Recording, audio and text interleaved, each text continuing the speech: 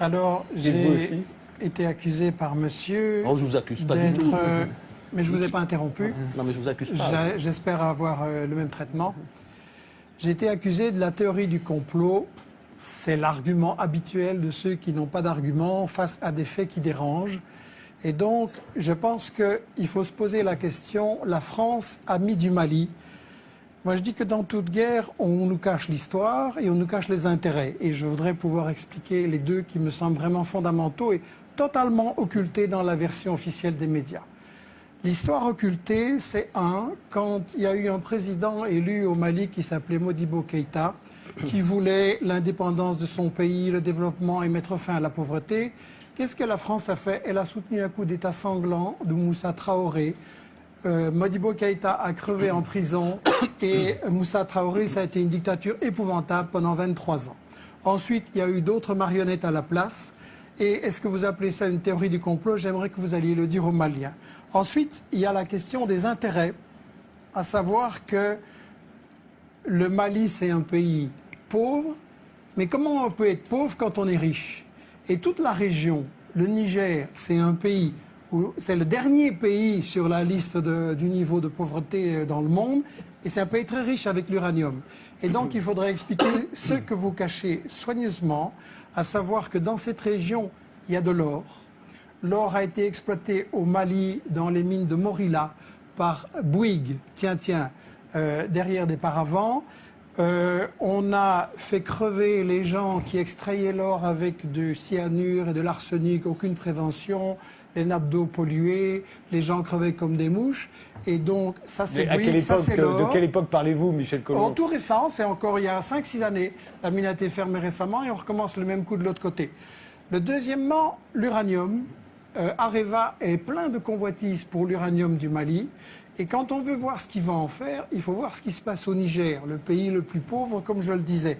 Au Niger, Areva, c'est le numéro 1 de l'exportation nucléaire dans le monde.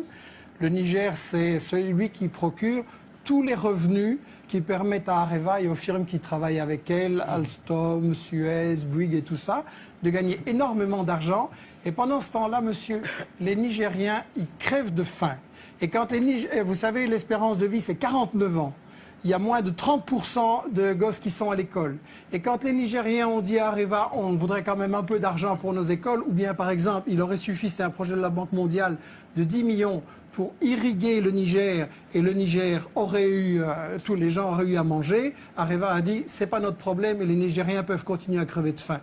Donc, il y a l'or, il y a l'uranium, il y a, et vous le savez très bien, le gaz et le pétrole dans la région.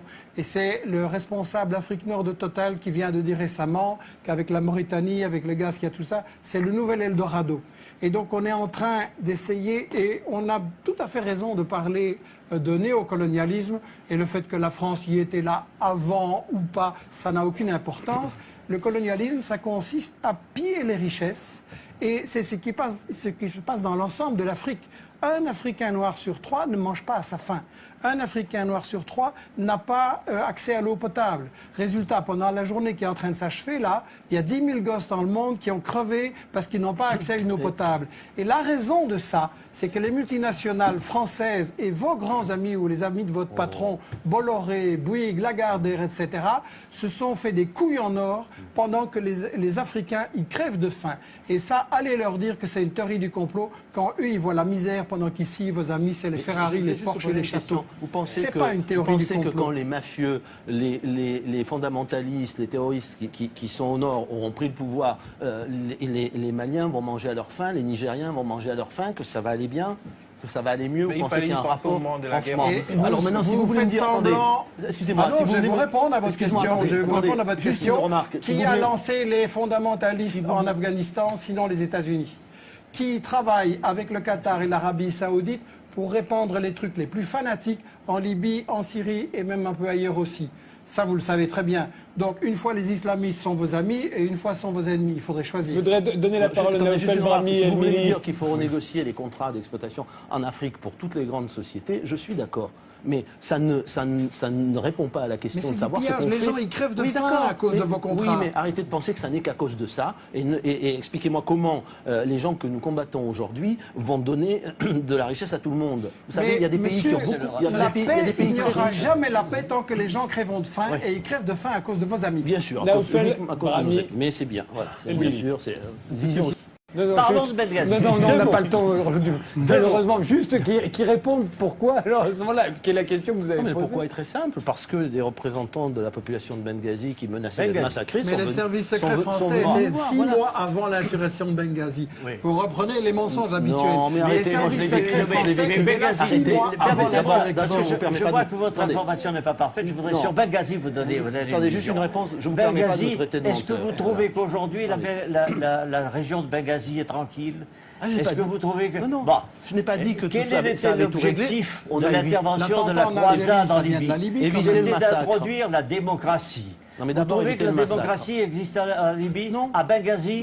Non, À non, Benghazi, on a évité le là massacre, où 15 monsieur le jours ministre, après le massacre. l'indépendance Voilà. et la mission Non, mais c'est sûr de que- notre croisade, on a assassiné l'ambassadeur des Oui, oui, États-Unis. mais s'ils avaient... si Voulez-vous Kadhafi me avait- dire où est la démocratie Non, c'est aujourd'hui? pas la démocratie qu'on a introduit simplement. On a évité le massacre.